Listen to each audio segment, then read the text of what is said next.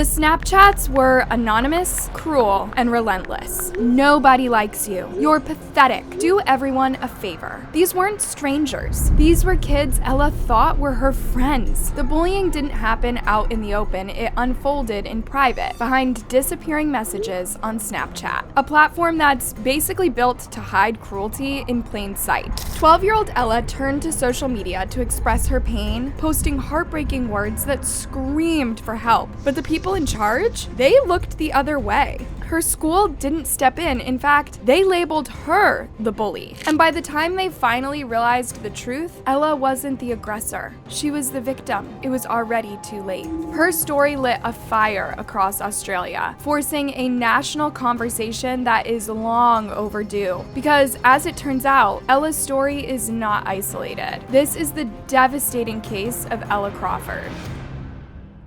The nightmare started quietly around February 2024. Ella Crawford had just stepped into a new chapter of her life, admitted into Lourdes Hill, one of Brisbane's most elite all-girls schools. It was supposed to be a dream come true. She was 12, brilliant, kind-hearted, full of promise. This was the kind of place where someone like her could shine, or so they thought. But what Ella didn't know, and what no one could have prepared her for, was that behind the school's beautiful facade and tightly pressed uniforms was a darker reality, one that would slowly and silently begin to consume her. In the beginning, everything appeared normal. Ella smiled more often than not. She spoke about her classes, she made friends, she seemed happy. And her mother, Julie, breathed a sigh of relief watching her daughter settle in. After all the nerves and the planning, it looked like things were going smoothly. For Christmas the previous year, Julie had given Ella a phone, her old one, just something to help with the long school commute. But there were rules. No TikTok, no Snapchat. Julie had read too many horror stories about what happens online. At first, Ella followed the rules. She used the phone mainly for texts, harmless things, just keeping in touch with classmates, nothing that raised alarms. But slowly,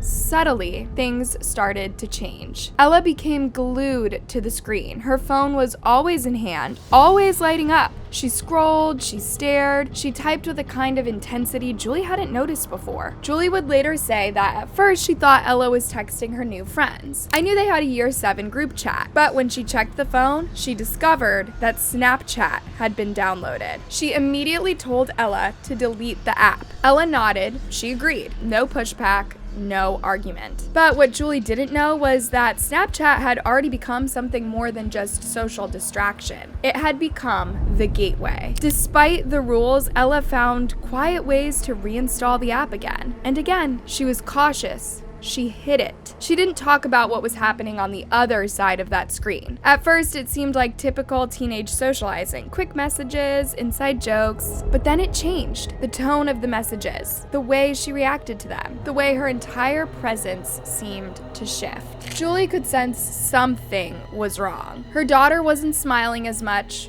Her laughter was quieter. Her face looked tense whenever the phone buzzed, a nervousness that crept in and lingered, even when she pretended everything was okay. And behind that screen, something far more sinister was unfolding. Someone had been watching Ella, studying her, waiting. A classmate, or someone who claimed to be, had created a fake identity. They pretended to be a boy, someone sweet, someone understanding, someone who made Ella feel seen in a way that no one else had. For a 12-year-old just trying to find her place in a new world, that kind of attention felt safe. It felt special. It felt real. But it wasn't. What began as a friendly conversation soon morphed into manipulation. And Ella, too young to spot the danger, walked straight into it, believing, tragically, that she had found someone who truly cared. Then came the pressure. More personal messages, requests for private photos. She complied, thinking this was a secret relationship. But it was a setup, a cruel, calculated one. Her messages, her pictures, her trust were all weaponized. The private became public. Group chats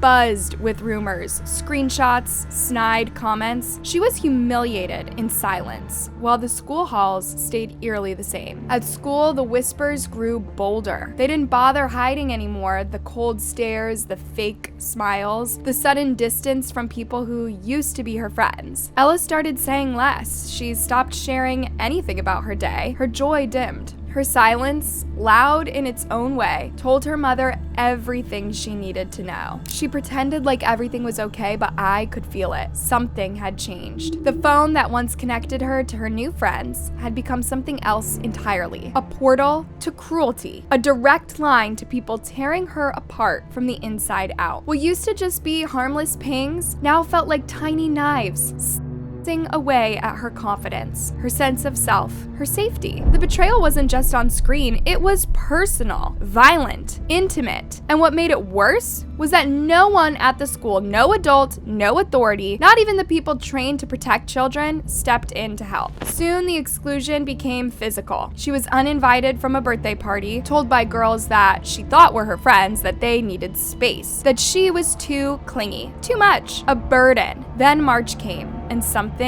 finally broke.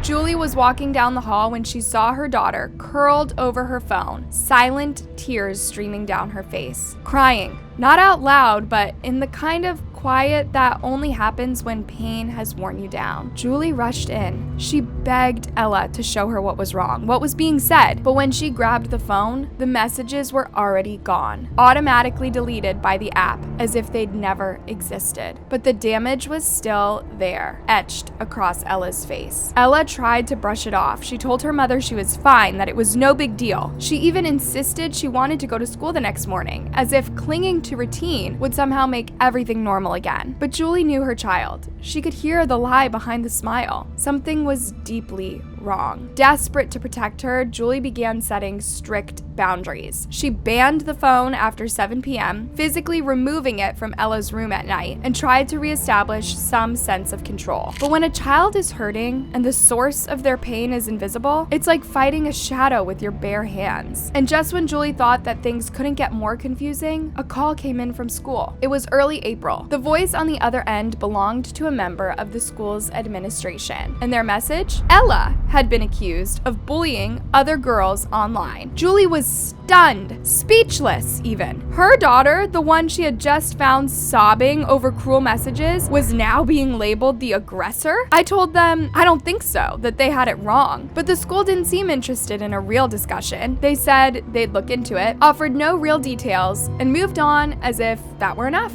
But the truth didn't stay buried for long.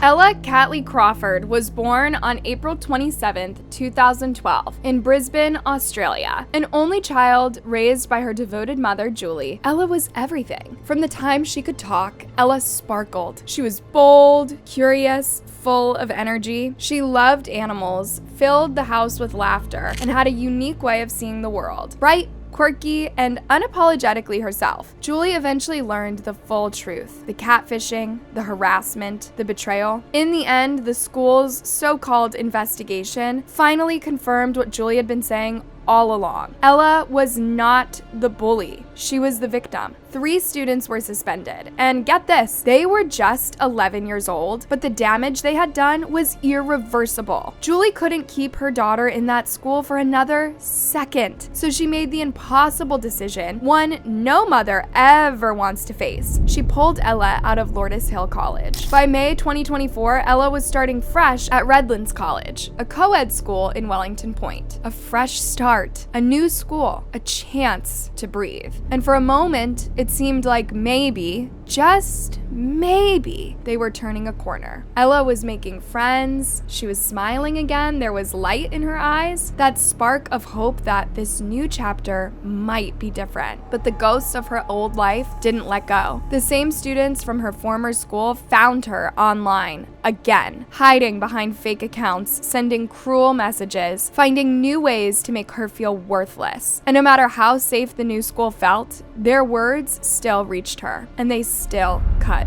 deep. Julie was terrified. Watching her daughter's mood shift again, it was clear that Ella needed more support than love and home comforts could offer. So Julie took action. She got her daughter professional help, therapy, medical attention, anything that might help bring her back to herself. She would later recall, "Ella was so down, I took her to a doctor, and she was diagnosed with depression and was put on medication." Julie threw herself into keeping Ella's spirits up, planning little outings, spending more time together, doing anything to keep her daughter's mind occupied. And for a while it worked. When Ella was out of the house doing something fun, she looked like the girl Julie remembered. The laughter came easier, the light came back into her eyes, but those moments were fragile, temporary, because when Ella was alone, especially with her phone, that spark would dim. Julie noticed it right away. The silence, the distance, the way Ella would retreat into herself. Some days during the school holidays, she wouldn't even get out of bed. She hoped it was just a phase, that the worst was behind them. She never imagined what was still to come. At the time, Julie didn't know it, but Ella had created a secret TikTok account, a digital diary of sorts, a place where she could say things she couldn't voice out loud. On the surface, it looked innocent. Videos of a young girl dancing, lip singing, but behind the smiles and the filtered posts was a cry for help. Through her captions, Ella began opening up. Slowly, painfully, she revealed what she was truly feeling, and it was heartbreaking. She wrote about her pain, but always minimized it, always convinced herself that her struggles didn't matter because other people have it worse. No one really likes me, but other people have it worse. Literally struggling so much, but other people have it worse. Crying nearly every day, but other people have it worse. And then came something darker. One day, you'll never see me again.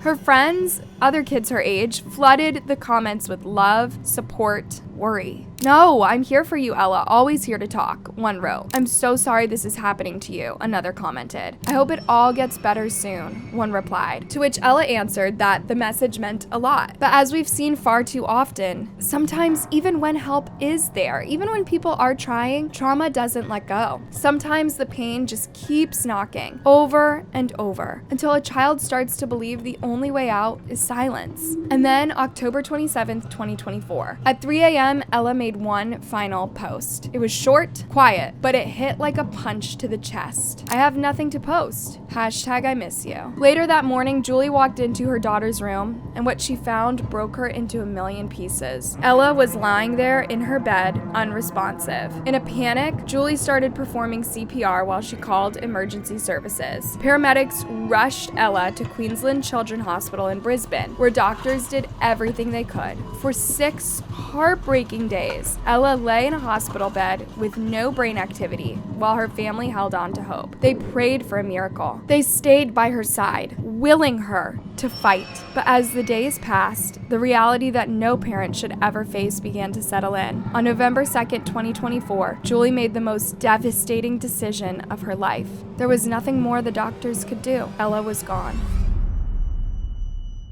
As the news broke, her classmates began to piece together the messages she'd left behind. Her TikTok account, once filled with dances and filtered smiles, now became a memorial. The comments poured in: shock, heartbreak, guilt. The signs we all missed. "I'm so sorry, Ella. You didn't deserve this. This is making me tear up. The signs were there." In death, her voice reached further than it ever had in life. Tributes poured in from those who knew her and those who wished they'd known her better. Her classmates remembered her as sweet, kind, soft-spoken, but full of light. One girl who had been close with Ella since the first grade recalled how excited Ella had been about her scholarship. "She couldn't stop talking about the new school. She showed me her uniforms, went into every single intro day. She was so proud, and now she's gone. She didn't deserve this. The bullies were just jealous of her kindness, her beauty. I love you, Ella. You'll always have a place in my heart." Another classmate, still in shock, wrote, "Me and Ella went to primary school together. I can't believe she's gone. This is just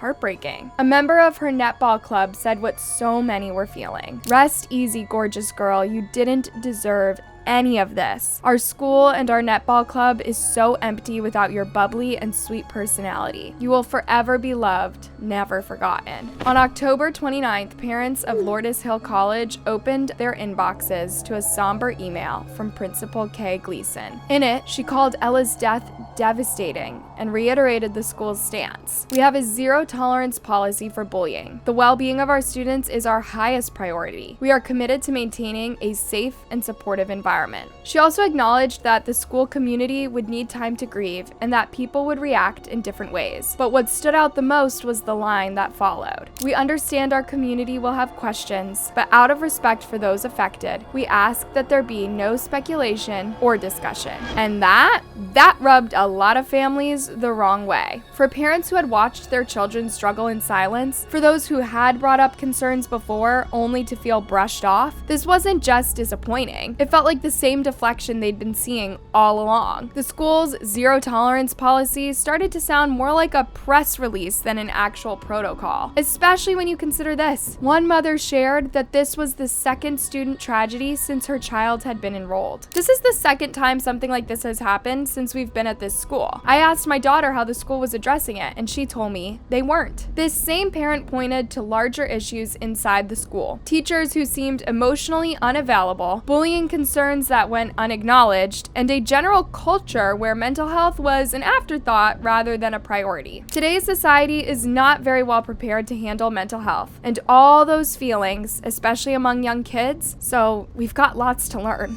And she wasn't alone in that feeling. Other parents stepped forward to describe the environment at Lourdes Hill as high pressure and emotionally isolating. One mother said her daughter had been so excluded by her peers that she started eating lunch in the bathroom just to avoid being targeted. Accounts like these only raised more questions. Was the school truly equipped to handle bullying? Were kids being heard before they reached their breaking point? For many families, the answer was heartbreakingly clear. No. One mother said plainly, they are not doing enough. Not even close. And for Ella's mom, Julie, that truth hit in the most unimaginable way. Her daughter was gone. And in her grief, raw, unbearable, and public, Julie knew she had two choices: fall silent or fight back. She chose to fight. Julie turned her mourning into a mission to speak up for every child who still had a chance. She and her family launched a GoFundMe campaign, not just to cover costs, but to raise awareness, and it caught fire. If you ask if we are angry, yes we are. If you ask if we are sad, absolutely. If you ask if the system let her down, it did. They were brutally honest. They pointed straight at one of the biggest players in this crisis: social media. A space where kids, especially the ones who feel invisible, go searching for connection, but often find the opposite: cruelty, isolation, comparison, and harm. Even the most attentive parents can't always compete with an algorithm, and that's what makes it so dangerous. Within days, their fundraiser soared past 164,000 AUD. But this was never just about dollars, it was about momentum, because sadly, Ella's story wasn't an isolated tragedy.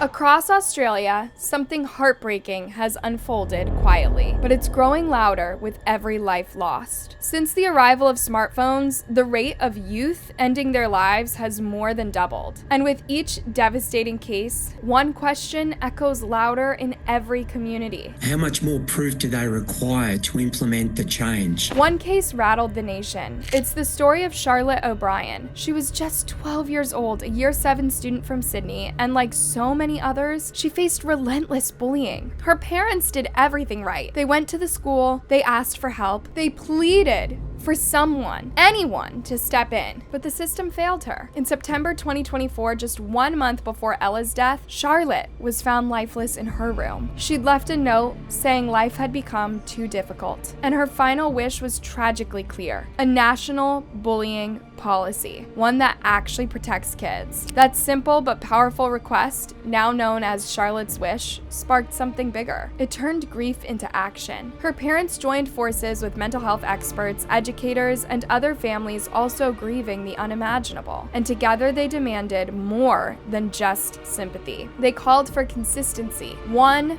clear national standard for how bullying is handled in schools across Australia. No more patchy policies, no more every school does it differently, no more loopholes for silence. And the government listened. The time has come for us to work together on making sure that no matter where you send your child to school, that they're going to be safe. Prime Minister Anthony Albanese launched a nationwide review led by experts aimed at creating a consistent and effective framework to tackle bullying in schools. But the push for reform didn't end there, because this problem doesn't just live in the classroom, it lives on screens. So in November 2024, Australia made history. Parliament passed the Online Safety Amendment, officially banning all children under 16 from creating social media accounts on platforms like Instagram, TikTok, X, Snapchat, Reddit, and Facebook. Gone are the fuzzy 13+ age guidelines that platforms barely enforced anyway. This is now law. And if tech companies don't play ball, they could be hit with fines as high as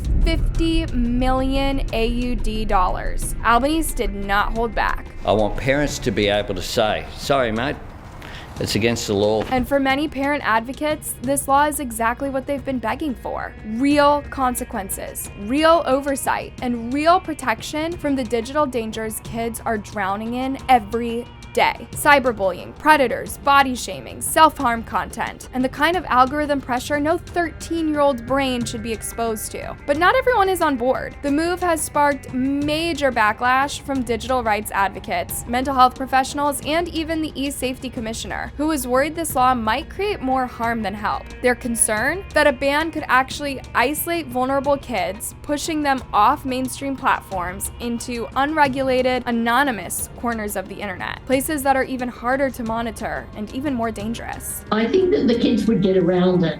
What we've got to do is to make sure that parents are educated, that they don't necessarily buy their child a smartphone. But what do you think? Will this social media ban actually make a difference, or are we all going to see more heartbreaking stories like Ella's? Let me know your thoughts in the comments. And if this story hit you in any way, there's so much more where that came from. So don't forget to like, subscribe, and turn on that bell so you never miss another one.